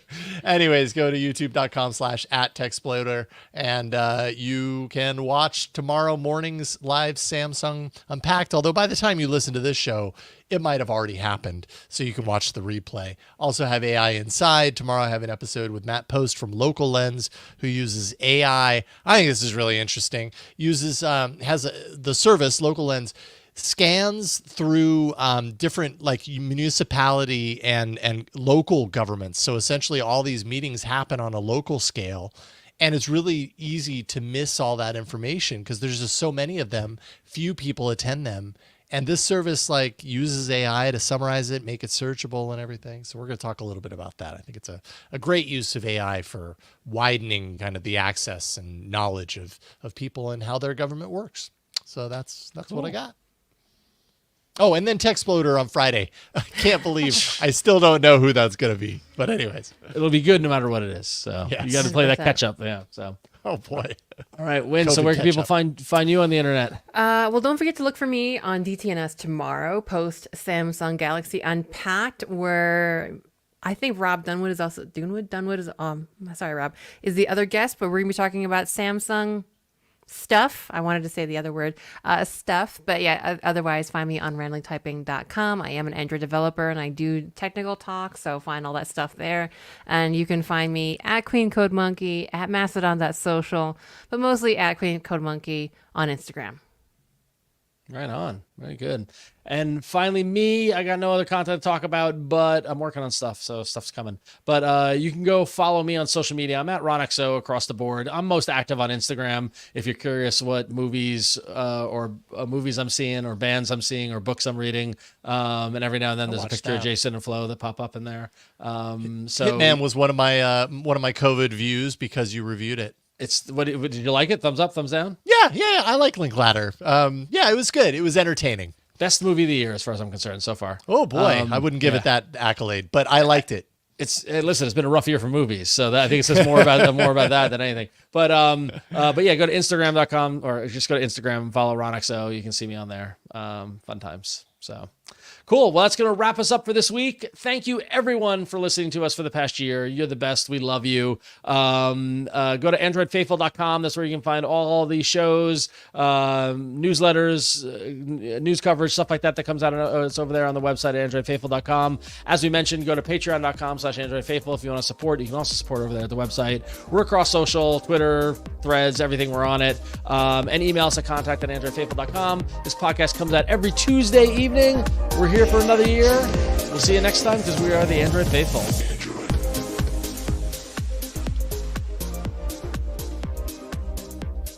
Snuck up on me, that ending. So good stuff. Yeah, I never know when to play it. Yeah. Like, do I play at the beginning of the outro stuff, or I normally and then you just say what fits? I think in year 2 we should tighten up them, like we know, like start music here after you say this cue. You know, like that sort of thing. We could figure that out a little better. I think. Oh yeah, I was doing the tail for a bit, so Ron didn't have to do both. Jason, and I was like, that was my first time. Like my I was trying to okay, how much do I have to talk now? I was like, okay, let me add in now it's too much, and then a couple times I was like, now it's too little, and now we dance. Yes, exactly. Now it's awkward dancing. All right, good times, everybody. All right, everybody needs to go to, what is it, AF? Oh, yeah, we got to do the title. af.showbot.tv. I haven't even looked at it yet. And Clinton, we do not need to act responsible. I refuse. Taco Trifold. Taco Trifold. Android Faithful is winning so far by Clinton. Hungry for a Android Huawei Faithful is 1 year old. Be a CMFer. Be a CMFer. A garnish of micro fuchsia. Orange is the new black. What's 30 million phone numbers between friends? I like it. Pinballception. Leaky Peaky Authy. Sounds like Ricky Tikki Tavi. I guess it's time to pack our widgets and head on out the door. That's funny. Oh man. Orange is the new black. Is your case what vegan? About yeah. Is your case plastic vegan? Vegan plastic. 14 grams in real people terms. Oh wow! There's a lot. Yeah. Good job, y'all. Cousin John and Clinton are just, and Techno Mensch are just, they're just machines. Yeah. Banging it. Morbius 65 got in it. there with Fuschia. What's that? Fuschia, what's that? What are you guys thinking? No plastic sheep are harmed. Yeah. Like that. Taco Trifold has a nice ring to it. Taco Trifold. It's the winner. It's a popular one. I don't think we're really going to get anything with SEO for nothing CMF or anything like that. So I think it's still, So, yeah. Taco Trifold. Nothing must be hard named at SEO. Period. Yeah. Yeah. Also the I can't prove that doing the SEO stuff helps at all because we are very consistent in our numbers. So it's yeah. Also, I'm really I'm bummed because on the iFanboy YouTube channel, Jason, I don't know if you have this on TechSploder or not, but YouTube rolled out the A/B testing for thumbnails. Yes. But DTNS doesn't have it on their channel for some reason. I wonder if they need to opt into really? that stuff. Yeah, but because I wanted to do an A/B test on our thumbnail while you were out, but we didn't have it. So yeah, and it also the problem with the thumbnail testing is it probably wouldn't tell us much with Android Faithful because it's like a 3-week process. Right. Yeah. No. It all of our downloads are going to happen in that first. Yeah. Exactly. Week. It's really like that, and that was funny because when I was talking to YouTube about it a long time ago because I participated in some product discussions and things like that. That it's the same thing with the Shorts algorithm. The fact that the A/B testing takes the data time period over 2 weeks before it gives you a recommendation. You're getting all of your views in the first couple of days, right? So why does it help? Same thing with the shorts algorithm. Takes 7 days, or at least it did as of last summer. They might have changed it since then, but it takes 7 days to feed into the algorithm to serve up shorts. So doing a timely news breaking short makes no sense because it won't get into the algorithm until a week later. Oh my gosh, that explains so much about why I get shorts for videos I'd seen a week ago, especially for daily, other daily news shows. It doesn't make any sense. Yep. Well, that sucks. Yep. So. Yeah, that's interesting. Yep. Yeah. So, who knows? Yeah, it's like the thumbnails, the A/B testing is really meant for the Mr. Beasts and you know what I mean? Because their content is going to continue getting views well beyond the 3 weeks. Yeah. It's going to be months and months, if not years. Yeah. I've tried it on a couple of things. It's been very, very inconclusive. Yeah. It was like 48% like this one, 48.4 like this one. Right. Yeah, it's like Okay, thanks. I want to see like definitive really like someone should be able to do some sort of predictive A/B test tool where you load up 2 thumbnails and it's like based off this one will perform better, but like predictively versus retroactively, which is what YouTube is doing. So yeah. That actually is something that an LLM or AI thing would be good for, is to kind of just pattern matching and trends. Yeah, totally. But again, but no one can say what the science of a good thumbnail is. Right. I still think totally. it's BS. I still think it's all like what they say, best practices and all that stuff. I still think that is all BS too. So it's like, I don't know. It's wild. Anyway. All right. Cool. Yep. Well, Jason. Well, I do know that my video that has the most views, it was this AI music video that I released while I was in Italy. Yeah. Did it on a whim, and it's a video where I'm going like this. Oh yeah. With the screenshot, and I was like, let's just see. And I mean, it continues to be my top stream. So I don't know, maybe it's the thumbnail face. Maybe it's Maybelline. I don't know. Nice. I'm trying to find. There's a specific YouTube playlist view where you could see all the videos and how many views they have. Like, I wonder what our most viewed video, if the thumbnail drove it or not. I know that while you were gone, I did a clickbaity thumbnail. That was Android. What is it? The end of Android, and that one performed better than above average. Oh, okay. But we're so consistent. We're so consistent with what we do. It's hard to see any sort of the rabbit R1 exposed one did pretty well. Right. That was very zeitgeisty. Yeah. I mean, that's why I think, coming back and seeing your thumbnail approach where it's a mixture of a couple of faces and like an actual thing to pull people in. Because if it's just our faces, then only people who know us are ever going to be interested. Yep. Yeah. If it's something of interest, then we have the potential of pulling new people in. So, it's something I hadn't considered. So I'm going to start doing that. So great job, Ron. Hey, there you go. Iteration. There it is. Just call me Samsung. All right. Well, why don't we wrap up, Jason? Because we got to do post and we got to meet after this too. So. Oh, that's right. Okay, so we're gonna end the stream. Thank you everybody for watching and listening. Y'all are awesome. See you tomorrow morning, bright and early, on the Tech Exploder channel. Bye.